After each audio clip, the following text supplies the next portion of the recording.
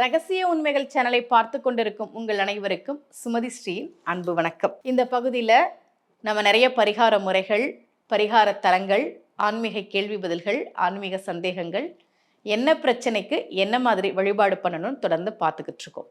இன்னைக்கு மாங்கல்ய தோஷம் போக்கும் ஒரு திருத்தலத்தை பற்றி தான் நான் உங்களுக்கு சொல்ல போகிறேன்.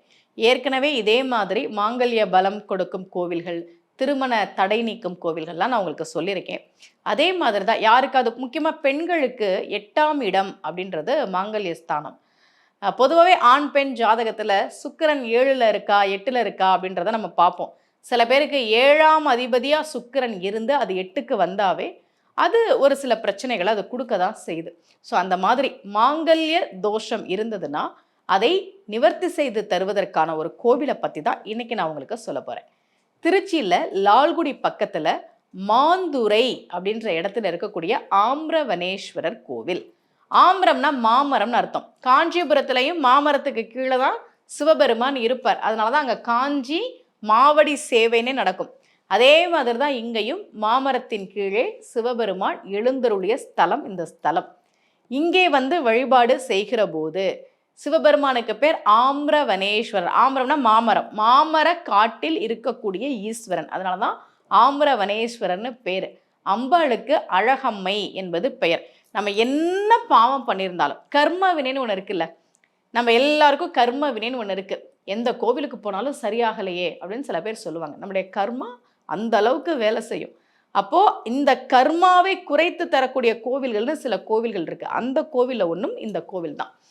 தக்ஷனுடைய யாகத்துக்கு போன சூரிய பகவான் அதற்காக இங்கே வந்து சிவபெருமானை வழிபாடு செய்து பாவ மன்னிப்பு பெற்றார். சூரியன் வழிபட்டு சாப விமோச்சனம் பெற்ற ஸ்தலம் இந்த ஸ்தலம்.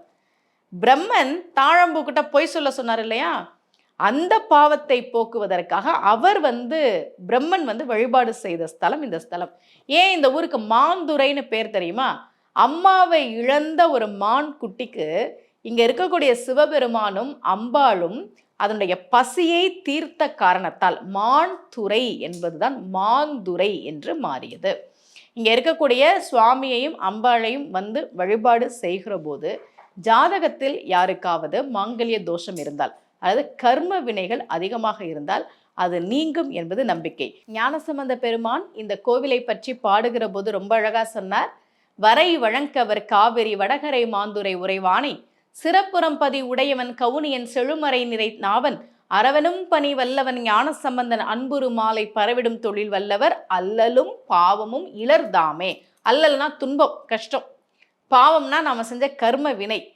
யார் ஒருவர் இங்கே வந்து ஆம்ரவனேஸ்வரர் கோவிலுக்கு வந்து வழிபாடு செய்கிறார்களோ, யார் ஒருவர் இந்த பதிகத்தை பாராயணம் செய்கிறார்களோ அவர்களுக்கு துன்பம் இருக்காது, கர்ம வினை நீங்கும் என்பது ஞானசம்பந்த பெருமான் நமக்கு கொடுக்கக்கூடிய நம்பிக்கை.